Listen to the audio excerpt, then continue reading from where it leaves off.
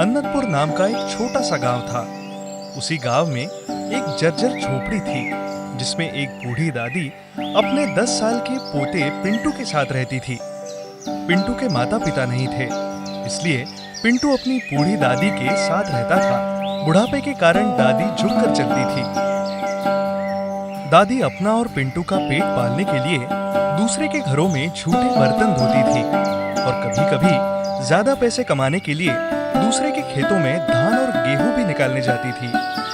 पिंटू भी दादी का हाथ बटाने के लिए कभी किसी के दुकान में कुछ काम कर लिया करता था। दादी, हमारी गरीबी कब दूर होगी? बेटा, सब किस्मत की बात है।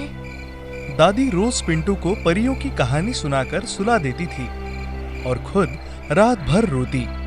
भगवान, मैंने क्या गलती की थी जिसकी तूने इतनी बड़ी सजा दी है? मेरे बेटे बहू को तूने पहले ही अपने पास बुला लिया है। अब इस बूढ़ी हड्डियों में इतनी जान नहीं है कि अपने पोते का ठीक से ख्याल रख पाऊं। ऐसे ही दिन बीतते रहे। कभी दादी दुखी होती तो पिंटू उन्हें समझाता, तो कभी पिंटू दुखी होता तो दादी उसे समझाती। दादी को यही डर सताते रहता था कि उसके बाद पिंटू का क्या होगा। एक दिन उस गांव में एक जादूगर आया जादूगर अपना खेल दिखाने। वो हर गली में जाकर अपना जादू दिखाता और पैसे लेता। जब वो पिंटू के घर के सामने आया तो बोला, ओहो, आया जादूगर अपना खेल दिखाने को, अपना खेल दिखाने को। कोई है क्या? कोई है घर में?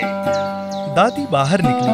जादूगर बेटा, हमें अपना जादू मत दिखाओ। हम तुम्हें कुछ नहीं दे सकते।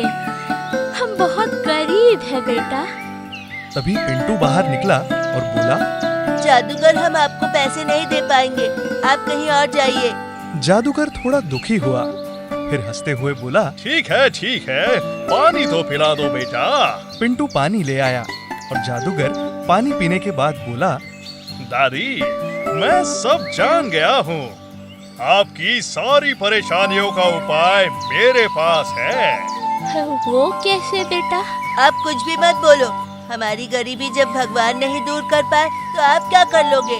बेटा, मैं भगवान नहीं हूँ, पर आपकी थोड़ी मदद कर दूंगा। और अगर नहीं कर पाए तो मैं पूरे जीवन भर कभी किसी को जादू नहीं दिखाऊंगा। पिंटू, चुप कर, बहुत बोलता है तू। दादी गुस्से से पिंटू की तरफ देख रही थी। नहीं दादी, मैं सच बोल रहा हूँ। अगर मैं आपकी मदद ना कर पाया तो मैं जादू का खेल कभी नहीं दिखाऊंगा। बेटा, तुम बुरा मत मानो, ये बच्चा है। जादूगर हंसता है और कहता है, नहीं दादी, मैं बुरा नहीं मान रहा हूँ। जादूगर ने पिंटू को बुलाया। बेटा, तुम्हारा नाम क्या है? जी, पिंटू। अच्छा पिंटू, तुम्हें कल से एक काम करना होगा। जादूगर अपने जादू से एक नारंगी रंग का गुलाब का फूल निकालता है। नारंगी रंग का गुलाब का फूल तो मैंने कभी नहीं देखा। दादी भी देखती है। बेटा, ये क्या? जादूगर दादी से बोला, दादी, कल सुबह आप जो भी काम करने जाएंगी तो इस गुलाब के फूल को उस काम की जगह पर रख देना। उसके बाद काम करना। इससे क्या होगा बेटा? ये फूल रख देने से आपकी चीजें बढ़ जाएंगी। जैसे आप इसे चावल या गेहूं के पास रख देंगी तो अनाज बढ़ जाएगा। इतना कहकर जादूगर हंसते हुए वहाँ से चला जाता है। रात भर दादी और पोते को जादूगर की बात याद आती रही कि क्या सच में ऐसा कुछ होगा। दोनों आपस में रात भर इस बारे में बात करते रहे। दादी, क्या उस जादूगर की बातें सच है? बेटा, मुझे भी नहीं पता कि उसने सच बोला है या झूठ। जो भी होगा सब भगवान की मर्जी से होगा। अब चल, सो जा तू भी। हाँ दादी, ठीक है, सुबह उठकर देखते हैं। अगले दिन दादी सुबह उठी और झाड़ू को उठाने ही वाली थी कि पिंटू ने उन्हें रोक दिया। दादी, झाड़ू मत उठाओ। अरे हाँ, तू सच कह रहा है रे। पिंटू दादी से बोलता है। दादी, वो जो पिताजी साड़ियाँ बेचा करते थे वो भी कितनी बची हुई है? 2 ही तो बची हुई है। ठीक है दादी, उसे लेकर आइए। हाँ हाँ हाँ, लाती हूँ। हाँ। दादी साड़ियाँ लाती है। पिंटू दादी से कहता है। दादी, इन साड़ियों के ऊपर इस नारंगी रंग वाले गुलाब को रख दो, फिर हम साड़ियाँ गिनते हैं। हाँ, तू ठीक कह रहा है। दादी ने साड़ी के ऊपर गुलाब का फूल रख दिया और देखते ही देखते ढेरों साड़ियाँ आ गई। दोनों ने साड़ियाँ गिनना शुरू किया। दादी, ये तो चमत्कार हो गया। कितनी सारी साड़ियाँ हैं। अब हम गरीब नहीं रहेंगे।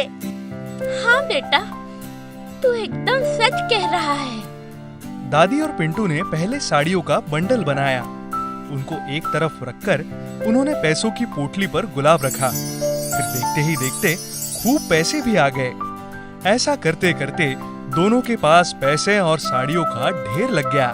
दादी, अब हम साड़ियों की दुकान खोलेंगे। उन दोनों ने साड़ियों की एक बहुत बड़ी सी दुकान खोली।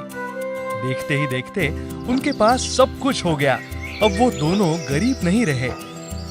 महेश, जो दादी का पड़ोसी था, उसको बहुत जलन होती थी इन लोगों की तरक्की देखकर। पता नहीं इस जादूगर को इन लोगों में क्या दिखा जो इनकी किस्मत बदलकर चला गया। उसकी पत्नी सुधा बोलती है।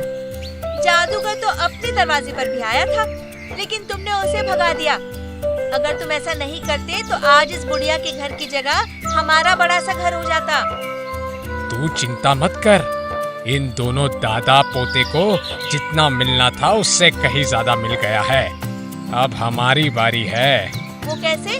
रात में वो गुलाब चुराते हैं, जिसकी वजह से बुढ़िया के पास पैसे आए हैं।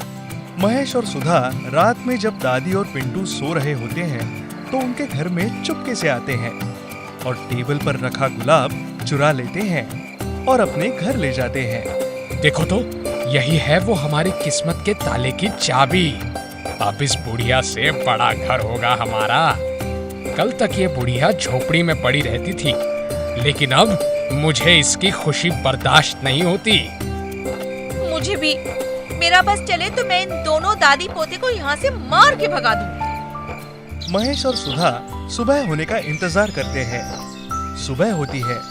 चलिए जी, अब इस गुलाब के फूल का कमाल देखते हैं। दोनों लोग फूल को पैसे की तिजोरी के जगह लेकर आते हैं और वहाँ रखते हैं। लेकिन ये क्या?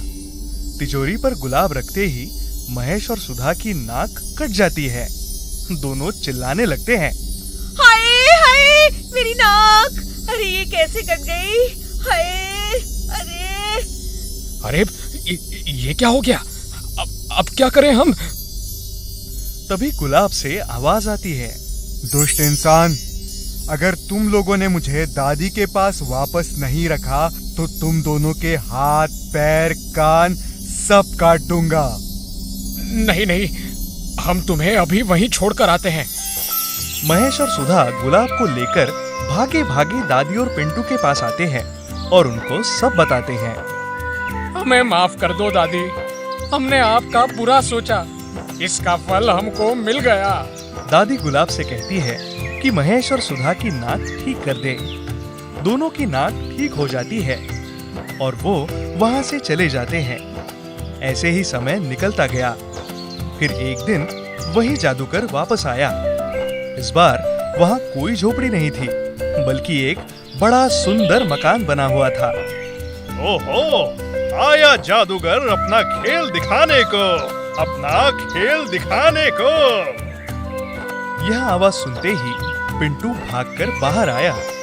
उसकी आंखों में आंसू थे। अब बाहर क्यों खड़े हैं? अंदर आइए ना।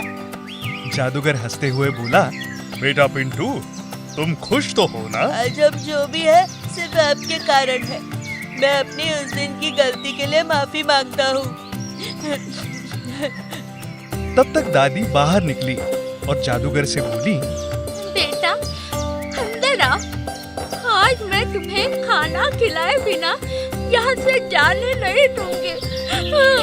जाने नहीं दूंगी मैं। जादूगर ने दादी को चुप कराया और उनका हाथ पकड़कर घर के अंदर आया। दादी ने उसे बहुत प्रेम से खाना खिलाया। बेटा, मैं नहीं जानती कि तुम कौन हो। लोग तुम्हें जादूगर कहते हैं, लेकिन हमारे लिए तो तुम भगवान हो, भगवान। जादूगर मुस्कुराता है और फिर गायब हो जाता है।